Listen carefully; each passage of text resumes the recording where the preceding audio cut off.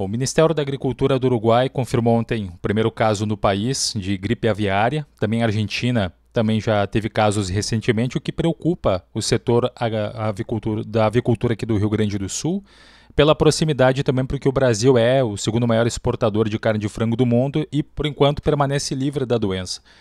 Para falar sobre esse assunto, a gente convidou o presidente executivo da Asgav, Associação Gaúcha da Avicultura, José Eduardo dos Santos, para dar detalhes sobre, primeiro, como a associação recebe essa notícia, né? E o que pode ser feito a partir de agora para manter o estado livre da gripe aviária, da influenza aviária. Primeiro, obrigado por atender a reportagem da Rádio Progresso. Boa tarde para o senhor. Boa tarde, eu agradeço também aí a oportunidade.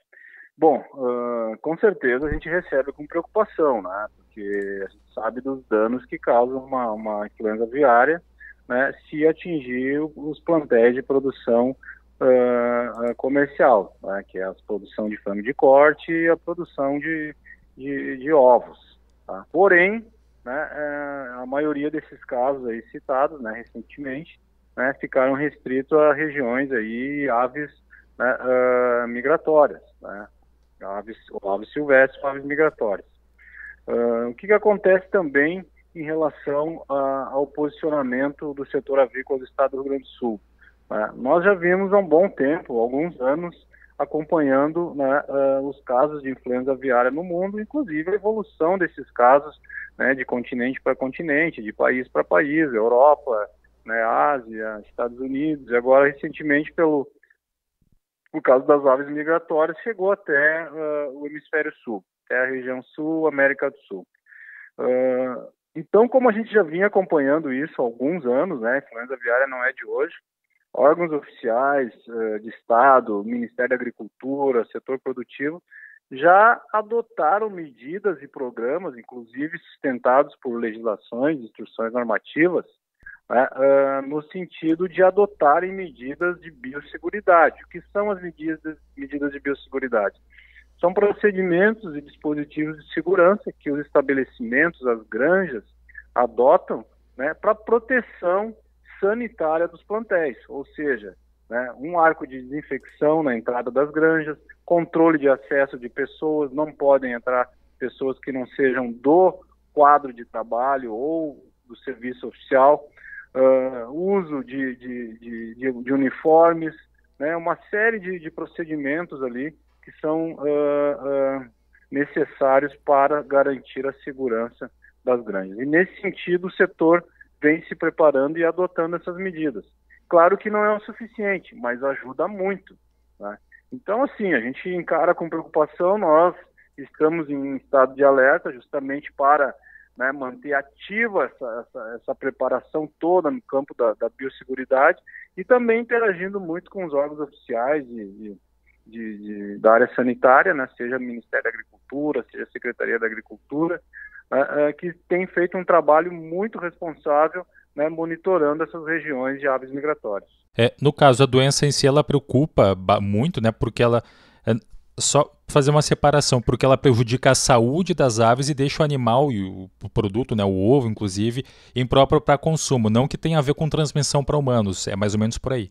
Não tem hoje foram casos raríssimos, né, porque as pessoas tiveram contatos físicos com as aves, né, lá na Ásia, lá que tem informação, mas depois não se tem, né, digamos assim, os registros assim desses casos, né, de contaminação direta. Então, até porque o processo de produção ele segue aí alguns critérios de inspeção sanitária, né, fiscalizados aí pelos órgãos oficiais, segue uma série de regras, né, para que o alimento seja o mais inócuo, seja o mais livre de qualquer tipo de agente nocivo para a saúde humana, né? Então, existe todo um processamento aí, né, que é utilizado aí na produção de alimentos. E isso não vai afetar, né, até porque, como eu disse, surgindo em aves migratórias, vai ser feito todo um trabalho para manter restrito aquela região. Se surgir num plantel comercial, essas aves nem vão para a linha de abate, né? Já são sacrificados, já tem o destino sanitário, o abate sanitário decretado. Então não há problemas aí de uma ave contaminada chegar até a mesa da população. Isso é totalmente inviável.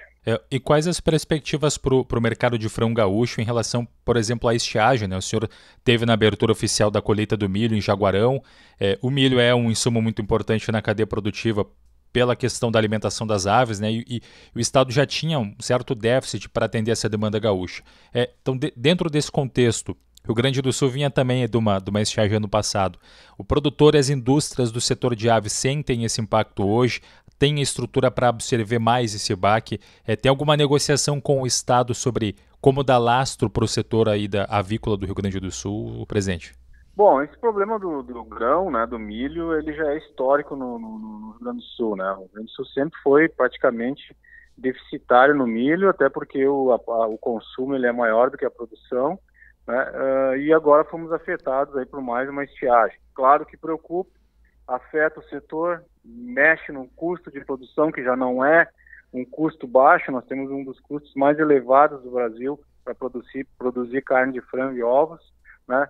Mas o setor vem buscando alguns mecanismos, né? Justo como foi colocado ali na abertura do milho em Jaguarão, né? Com a disponibilidade da tecnologia, né, que foi colocada em prática lá do suco camaleão, que permite aí um milho irrigado em terras baixas, né, que deverá ser, né, uma outra fonte de produção do estado do Rio Grande do Sul. Também o programa Duas Safras, que vem incentivando cereais de inverno, né, tivemos uma safra recorde de trigo, né, temos aí algumas variáveis, triticale e outros grãos disponíveis aí que poderão substituir gradativamente o milho na ração das aves, caso tenhamos esse déficit aí, né, por mais tempo.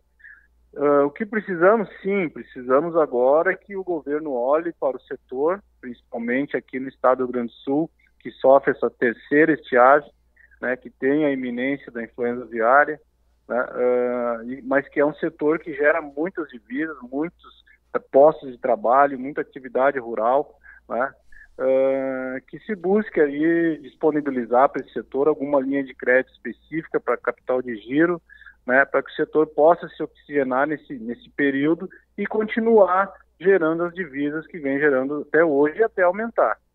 Temos indústrias que estão, né, atuando forte no mercado externo, né, quando tivemos recordes de exportação de carne de frango e de ovos no ano passado, mas é necessário aí que se tenha, né, um aporte, né, um suporte, digamos assim, econômico, né, para aquelas indústrias e cooperativas que não exportam muito e que estão sofrendo ainda impactos, resquícios da pandemia e desses problemas todos agora com a influenza aviária, não com a estiagem, né, e também, né, com o custo elevado.